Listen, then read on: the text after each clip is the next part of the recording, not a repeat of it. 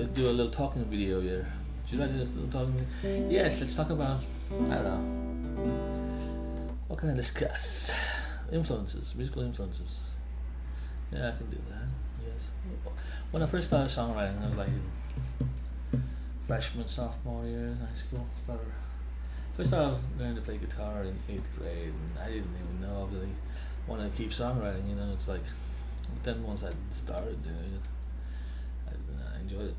The guitar class I took was in school, and I needed an elective, and like all these classes was like home economics and stuff, but I needed that kind of. And then I saw in this book, there's like a thick book of all the stuff that they teach. I taught a lot of stuff, and I didn't even know that. I didn't know there was a book that you can choose.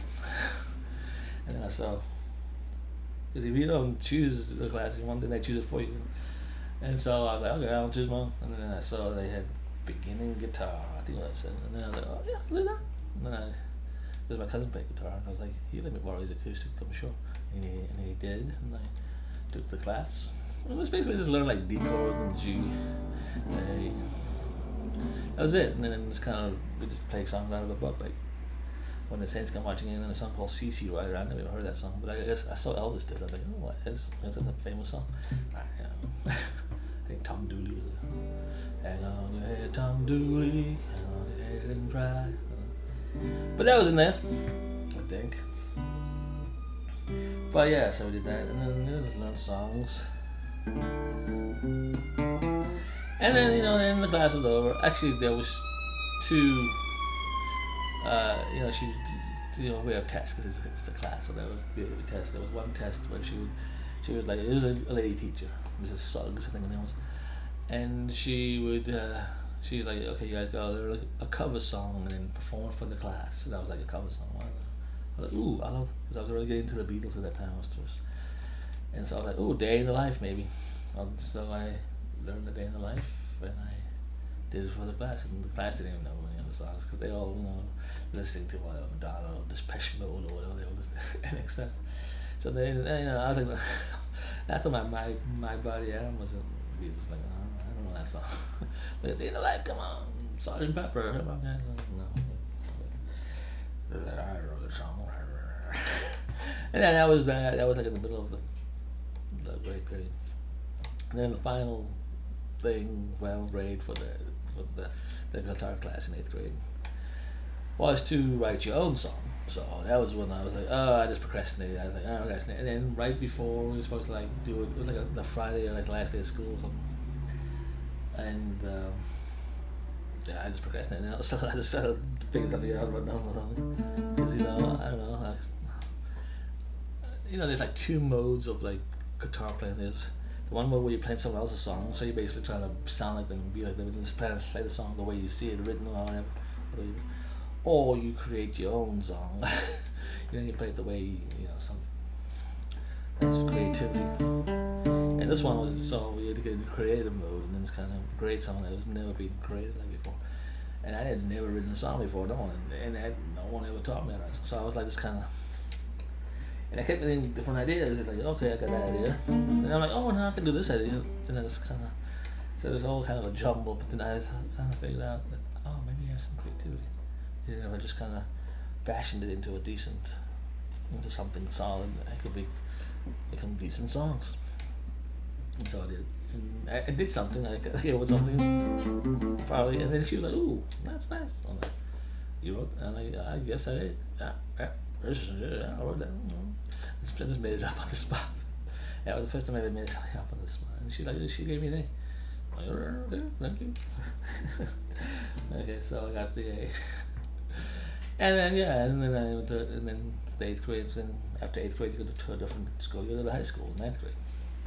It was a different school. 7th and 8th was junior high. That's a different school. And then 9, 10, 11, 12 was a different school.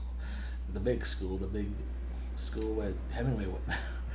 And Kathy Griffin went there too, and Mary Esther Antonio went there, and Ludacris went there for a while, and Cicely Strong from SNL went there for a little while, and let's see who else went there. And Ray Kroc, the founder of McDonald's, he went there for a while, and who else went there? Someone. Yeah, someone.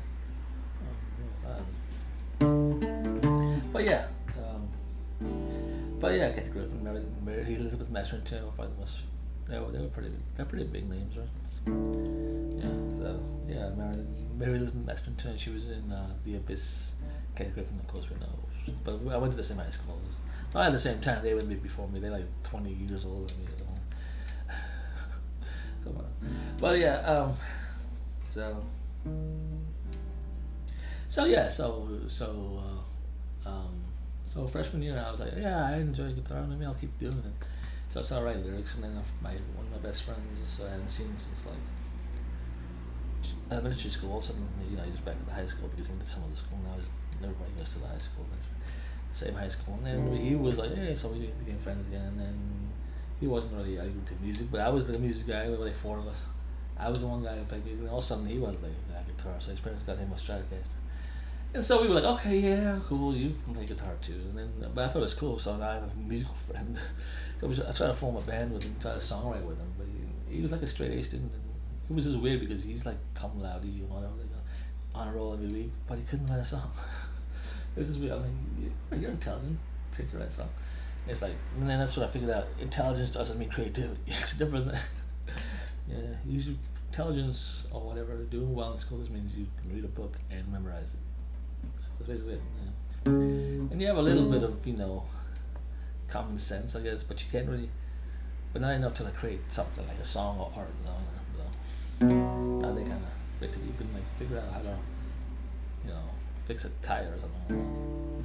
Why, just because you get some kind of, change a tire on a car or something, the oil in your car, something, kind of sensical kind of stuff. So yeah, so I was like, because I'd be writing for 4 or 5 songs a night, and I'm like, hey, you write songs too, and I'll see you tomorrow at school, and you can bring them into me. Just check out some lyrics, right? And he didn't do anything. I don't know, come on, man. So yeah, it's like, I mean, it's just even in high school, it's just rare to find all these guys play guitar and they could do, but they couldn't songwrite. So it was like, I could songwrite, I guess. And I was trying to find another person who could songwrite. So that was kind of rare. Everybody, wants to be Clapton and Dave Gilmour with their little strats, and they can play. The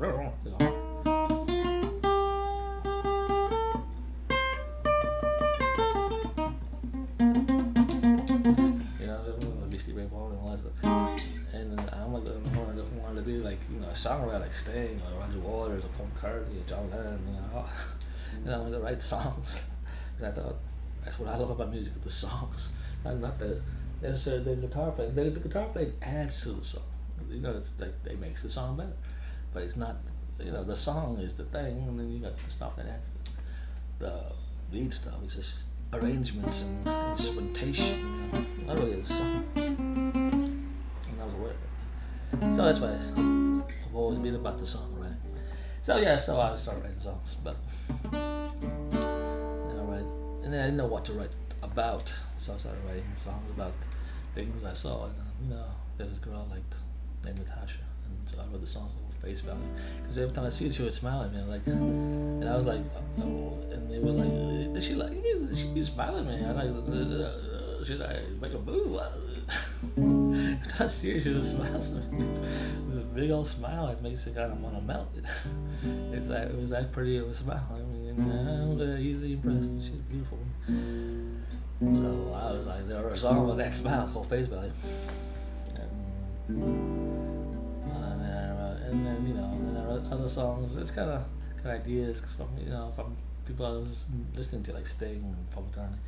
I was like, then I wrote a song called "Don't Worry, Mix Choir" because I know Paul makes up these characters. He hates his characters. And I thought maybe I'll make up a character like a folk hero kind of character. So I wrote a song more with him Esquire on my glasses.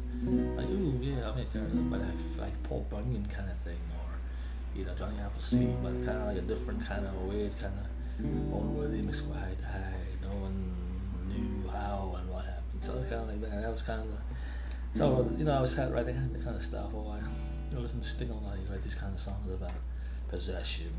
Every meditate. So I wrote a song called Glass Bottle Ship. Or, see, I get ideas from people that I like. exactly writing like them, but just kind of getting little ideas like that, you know. So yeah, and then just get right. Yeah. And then finally, like, what, senior year, met a guy named Brennan Hedges, and this guy was a brilliant musician, and it's like that kind of like reignited my wanting to be, you know, I started songwriting again because I was kind of falling off on what I did, but then I got together with him, and he's a great musician, so I started to like you know, visit some of my old lyrics and write new songs, and I wrote a lot of new songs like Your Company, and She Is, and what else? We Pollute, you know, all this kind of songs. Kind of started writing every week because he had a 4 track, so I go up to his house every Saturday during school, you know, on the weekends, and we record my songs. Just me and him. He had it's all set up in his basement with drums and congas and not tablets, but bongos. He had a keyboard, guitar. I bring my bass, and you know, I'd borrow his acoustic. You know, a lot of the stuff I would do the basic track. Like track 1 would be me on acoustic, you know, and then he'd be on drums. So we do like a drum and acoustic thing, you know. So you know, that's kind of show him how the song goes, and then he kind of see the drum. And so we have a drum and, you know, basic rhythm track, you know, with just acoustic. Sometimes I'll sing while I'm doing. And then we have that track 1. We only have 4 tracks, so it's just track 1 would be me and acoustic. And drums. Then track 2 would be, I don't know, do a vocal or bass with bass on. We actually didn't need to put like bass on. I mean, when you do like a demo, it's basic. Well, we have the drums because the drum, you know, it kind of gives it kind of. I like percussion, so we kind of. That's kind of part. I like that part of the arrangement of my songs tend to be those kind of. And so, well, we do that, and then track 2 would be, I don't know, yeah, do bass or. And then while he'll do like a keyboard thing, because he's really good at keyboard. And then I do vocal, and he's singing with me, and you know, and then I'll lead guitar maybe. Track 4.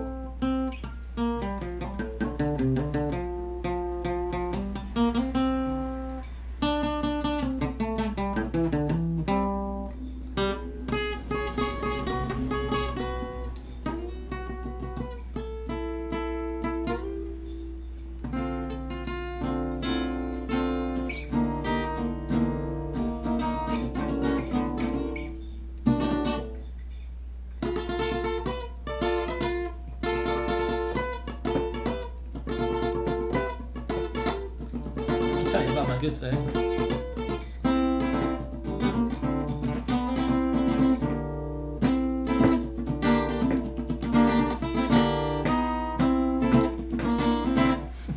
The crunch. Okay. Now let me tell you about my girl.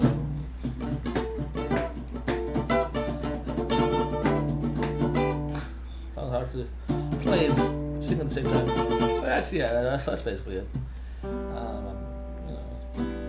Now I'm not tired of this talking stuff. Okay, enough.